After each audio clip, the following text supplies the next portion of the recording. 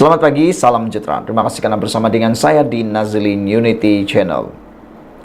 Akibat peningkatan COVID-19, akhirnya Kebawah Duli Yang Maha Mulia yang di Pertuan Agung Malaysia tampil memberikan nasihat kepada kita semua rakyat Malaysia. Ramai rakyat Malaysia yang mula takut pelaksanaan PKP semula.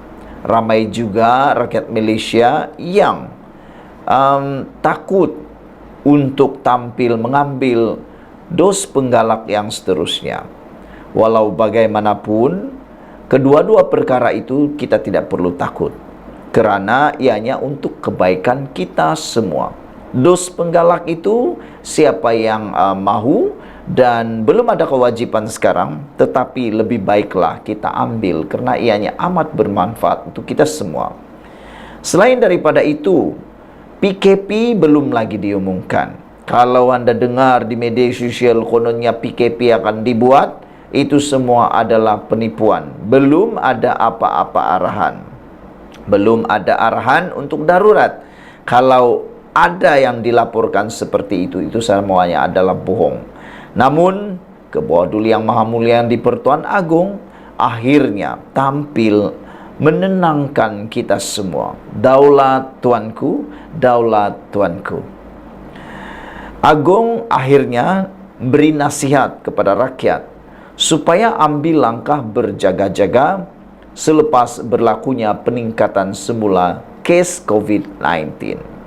Yang di Pertuan Agung Al-Sultan Abdullah Riyadhuddin Al-Mustafa Bilal Shah hari ini menasihati rakyat agar mengambil langkah berjaga-jaga dan berdisiplin dalam kawalan kendiri berikutan peningkatan kes jangkitan COVID-19.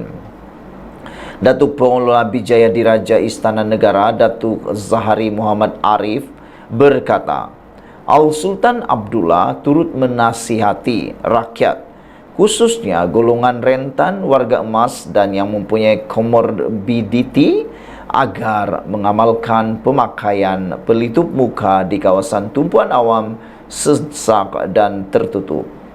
Beliau berkata, yang di Pertuan Agung turut menitahkan rakyat agar menjaga penjarakan fizikal dan kerap mencuci tangan serta menggunakan cecair pembasmi kuman. Selain kawalan kendiri itu, individu bergejala disaran mengelakkan 3S, iaitu berada di kawasan sesak, sempit dan bersembang jarak dekat sebagai langkah pencegahan dan bagi mengurangkan risiko jangkitan virus ini. Seri Paduka Baginda menzahirkan kegusaran jika rakyat lalai atau mengambil sikap sambilewa, kes COVID-19 akan terus meningkat. Tambahan pula ketika ini musim cuti sekolah yang menyaksikan banyak pergerakan dan perhimpunan orang ramai, katanya menerusi kenyataan dikeluarkan. Dalam kenyataan sama, beliau berkata, Al-Sultan Abdullah turut menzahirkan sokongan kepada Kementerian Kesihatan Malaysia KKM menerusi Pusat Kesiapsiagaan dan Tindak Cepat Krisis memantau rapi kes jangkitan COVID-19 di seluruh negara dan mengeluarkan cadangan agar arahan berkaitan bergantung kepada situasi semasa. Rakyat juga disaran supaya sentiasa peka dengan perkembangan terkini berkenaan kes COVID-19 di negara ini dan arahan-arahan yang dikeluarkan oleh KKM dari masa ke semasa, katanya.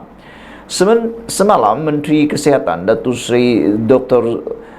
Zulkifli Ahmad dalam sidang media memaklumkan sebanyak 20,696 kes COVID-19 dilaporkan di seluruh negara bagi tempoh 10 hingga 16 Disember. Beliau turut mengingatkan orang ramai agar sentiasa mengamalkan langkah pencegahan termasuk memakai pelitup muka di kawasan awam dan tertutup, mengelakkan kawasan sempit dan sesak serta mengambil vaksin COVID-19. Saudara-saudara sekalian, daulat Tuanku, daulat Tuanku. Kami mohon sembah semoga doa yang di Pertuan Agung dapat memberikan kita kelegaan. Terima kasih atas sokongan Kebawah Duli Yang Maha Mulia di Pertuan Agung kepada rakyat Malaysia. Dan jumpa lagi. Bye-bye. Selamat pagi, salam sejahtera. Terima kasih karena bersama dengan saya di Nazilin Unity Channel. Ini 10 perkara dilakukan kerajaan perpaduan minggu ini dan minggu lalu yang pasti mengejutkan Perikatan Nasional Pembangkang. Mereka tak mampu jawab apa-apa lagi. Modal mereka dah habis, peluru dah habis. Sekarang ini guna modal apapun tak jadi lagi. Kalau dulu kata 32 hari bulan Ogos Anwar Ibrahim akan tumbang. Selepas itu 34 hari bulan Disember. Selepas itu 28 hari bulan 13. 28 bulan 13.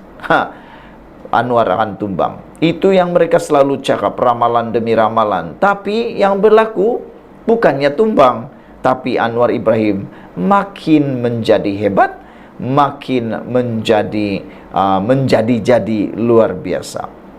Ini 10 perkara yang telah dilakukan oleh Kerajaan Perpaduan minggu lalu.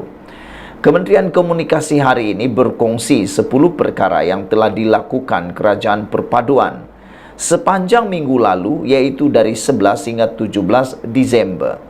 Sepanjang minggu lalu, ini yang terjadi yang mungkin Perikatan Nasional tak pernah war-warkan, yang mungkin mereka coba benar-benar sembunyikan, takut nanti penyokong-penyokong Perikatan Nasional boleh terpengaruh. Takut pula nanti penyokong-penyokong Perikatan Nasional yang berdiri di atas pagar, yang sekarang ini sedang goyah, yang seakan-akan nak pula beralih kepada Kerajaan Perpaduan. Kalau mereka tahu perkara ini, besar kemungkinan mereka tidak akan teragak-agak meninggalkan Perikatan Nasional. Menurut infografik yang diperoleh, Kerajaan pimpinan Datuk Seri Anwar Ibrahim telah bekerja sama dengan Jepun dalam pembangunan dan aplikasi angkasa lepas. Selain itu, pada tahun ini kerajaan juga telah mengambil tindakan terhadap lebih 18.000 kandungan penipuan dalam talian, yaitu scam, berbanding hanya 315 pada tahun lalu. Itu perbandingan dia. Tahun lalu kerajaannya siapa? Anda tahu siapa kerajaan itu? Hanya 315 pada tahun lalu. Tapi tahun ini di bawah kepimpinan Anwar Ibrahim dan Pakatan Harapan dan Kerajaan Perpaduan ini, 18.000 kandungan penipuan dalam talian ya scam telah pun diambil tindakan. Susulan sekatan daripada India, kerajaan juga sedia mengimport bawang dari China dan Pakistan. Turut dimaklumkan tiket penerbangan ke Sabah dan Sarawak tidak melebihi Rp599 ketika musim perayaan. Malaysia juga mengekspor 217.847 tan minyak kelapa sawit ke India pada bulan ini. Sebagai tanda solidariti, kerajaan melancarkan setem yang diberi nama Palestin Merdeka. Maklum kementerian tersebut dalam infografik yang disiarkan. Infografik itu bertajuk Kerajaan Perpaduan Bekerja, apa berlaku minggu lepas. Dalam infografik itu turut dinyatakan bahwa rang undang-undang RUU kawalan jualan tembakau dan vape diluluskan di Dewan Negara. Selain itu, kerajaan telah berbincang dengan Institut Pengajian Tinggi IPT bagi menyelesaikan masalah kediaman pelajar. Pemberian bantuan penghargaan khas kepada pesara PKKP untuk tahun depan, yaitu pada bulan Januari sehingga Disember, akan diteruskan, dan yang terakhir sebanyak 5.836 aduan kerosakan jalan diterima melalui aplikasi My Jalan, kata kementerian berkenaan. Saudara-saudara sekalian, ini pastinya amat menakutkan pembangkang, kerana 10 fakta ini adalah fakta yang benar, tepat, dan tak boleh dinafikan lagi oleh pembangkang dan Perikatan Nasional. Mereka pasti sedang mencari apa pula yang boleh ditembak kepada kerajaan perpaduan ini sebagai modal terbaru mereka. Jadi saudara, inilah dia 10 perkara telah dilakukan kerajaan perpaduan minggu lalu, dan pastinya mereka telah melakukan lebih baik daripada sebelumnya. Sekian dulu untuk kali ini, ikuti terus ulasan selepas ini.